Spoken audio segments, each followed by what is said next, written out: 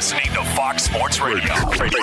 That's right. FnA is back. We're FnA is back on back. Fox Sports Radio, Fox Sports Saturday. Kevin Figures and Adam Alsland. That's how big of a story Shedeur Sanders was. He's got so much swag, so much aura, that he could make the number one pick in Cam Ward look as swagless as I do. What's Cam going to do? Is he going to be able to lead them? He's talking about it. He said, I'm going to speak it into existence. We're going to be a top 10 offense this season. How do you feel about that, Kevin? I don't think that's likely. I'm not going to take that one to Vegas, to be honest with you. Calvin Ridley might. He has some experience in that, which we'll get into next segment. Yes, sir. Oh, too soon. Sorry. I'll put it this way. If Shedeur Sanders sees the field for the Cleveland Browns this year, there's a problem.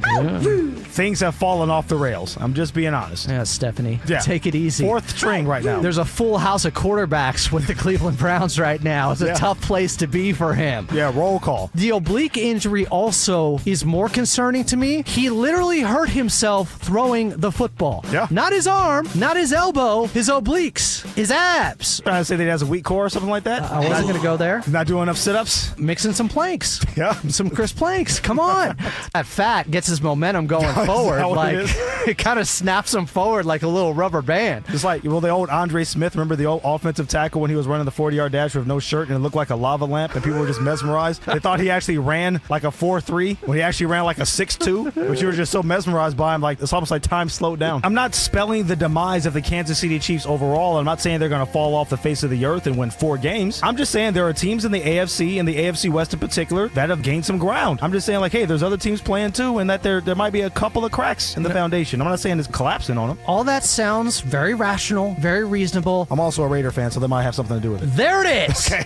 That's what I was looking for, I might have baby. buried the lead there somewhere. Full disclosure. Marcus Allen had his falling out with Al Davis, and he went to the Kansas City Chiefs and proceeded to lay the wood to the Raiders for about 4 or 5 years. He jumped over a lot of piles into the end zone. Yeah, a lot of piles of crap called the Raider defense back then. I'm going to tell you this right now. What? Travis Kelce can be the nicest person in the world. We can go out and have beers and all that stuff. And the last thing I'll say to him before he walks away, I hope Max Crosby gets in your ass tomorrow night. What's on your mind, damn it? What do you got, man? I love this segment. There's a few teams that I hate as a Seahawks fan. The San Francisco 49ers, just like how their fans like act to us. I'm definitely hate watching. And I just wanted to tell you that you guys have the best late night show that I've listened to in a long time. I've been listening to Fox Radio for probably 20 plus years. He's got a couple of things going on right now. He was about to get $42 million from the Detroit Pistons. That got put on ice. They still have a roster spot open. Is that why he can't pay his rent? This is an issue. And you start to put these things together and connect dots. It's like, wait a second. Professional athletes are supposed to go broke 5 years after they leave the league, not while they're still in it. He got evicted from his apartment. Is this really going to deter anybody else from doing what they did? It shouldn't. It seems like the punishment's worth the crime in this case. Like, I do understand the NCAA's ruling saying, like, we didn't take any wins away because the players, at least we're led to believe the players, knew nothing about any of this. And usually when they're talking about vacating victories, usually it's about a player taking impermissible benefits. You're playing with an ineligible player, and if a player's ineligible, he would have direct influence on the game. I would argue, like a Reggie Bush situation. But I do wonder if sometimes you got to go Full Metal Jacket with it and have that collective punishment policy like they had when Gomer Pyle was screwing things up for everybody else, and so they had to run gassers or whatever it was, and eventually it ended with them hitting him with soap bars later that night. Well, we saw how that ended for the rest of them. Okay, maybe not the best example there, exactly. but hey, sometimes push Pyle over the edge, you see what happens.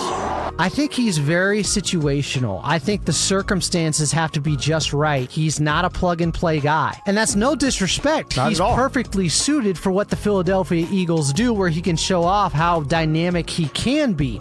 But as you mentioned, he needs that running game. He needs a strong defense. And you look, I mean, he almost had as many rushing touchdowns last season, thanks to the tush push, as he did passing touchdowns. I don't think he can carry you. I don't think he can throw you to victory. I don't think he's going to go, hey, we're down by 20. We need you to go for 350 yards in this ball game. He's not built like that. It's just different. It doesn't mean he's a bad quarterback, but there is part of his game that can feel a little gimmicky to me.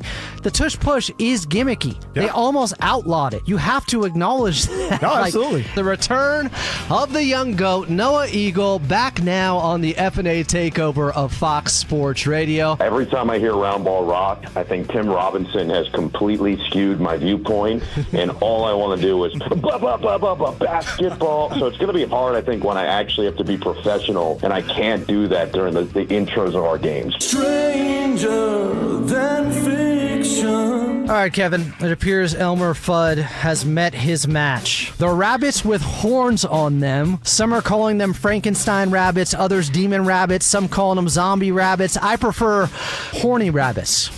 You know. Of course you would. And he's phenomenal. I love Denzel. He's one of my favorite actors of all time. But a big reason why you're successful is because of people like us who are in the entertainment industry that promote and talk about the things that you do and debate whether or not you are better in this film versus somebody else. And you know what those debates drum up? Whether or not you're nominated for Best Actor and whether or not you win awards and whether or not you get all these accolades that propel you to get other big roles. You see? So that's how it works. The truth is, some of the greatest players of all time Are terrible analysts. and terrible GMs and terrible owners. If there was some connection between being great at a sport and knowing how to draft, knowing how to build a team, well, Michael Jordan wouldn't be so bad at it because he might be the greatest player ever, but he can't evaluate talent. Right? If you were like a football player and you were like an old vet and then this rookie came in and you're going to come up with 3 kind of like embarrassing-ish songs to have them sing, like what 3 would you choose? Bree talked about My Heart Will Go On with Celine Dion, so that's one of them. You guys watching the Titanic later? Yeah. Also, nothing would be more entertaining to me than to see like a 350-pound defensive tackle sing Man, I Feel Like a Woman by Shania Twain. I guess we're trying to make it as awkward as possible. Absolutely. That's the goal. Yes. I'll Make Love to You by Boyz II Men. Oh, there we go. Swallow my pride. Say I'm sorry. Hey, is the album in the room with us? That sounded pretty good, Far Kevin. from it. Thank you. If it's a white guy, the movie CB4 has a certain song in it Okay. that goes, "Oh, I'm black, y'all, and I'm black, y'all, and I'm black, and I'm black, and I'm black, y'all." And I'm black, y'all. And I'm black, y'all. And I'm black and the black, and I'm black, y'all. I thought you were going to say I'm Black and I'm Proud by James Brown, which was also work, you know? So I'll slide that one in there. FnA Cotton, FnA